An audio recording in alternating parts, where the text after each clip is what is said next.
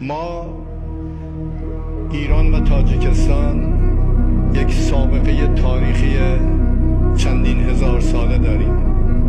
ما ملتی نیستیم که تازه به دنیا اومده باشیم، تازه نشت کرده باشیم و این کشورهایی که همینجوری از جای خودشون بلند میشن و بعد بر خودشون تاریخ درست میکنن آنگونه نیست.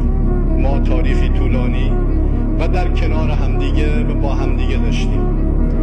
وقتی من خیابانهای شما رو، ساختمانهای شما رو، میدانهای شما رو نگاه میکنم همش آشناست برای اینکه از کودکی تو مدرسه، تو دبیرستان، در دانشگاه از رودکی و فردوسی و سامانی و همه اینا در حقیقت ما یاد و خاطره داریم.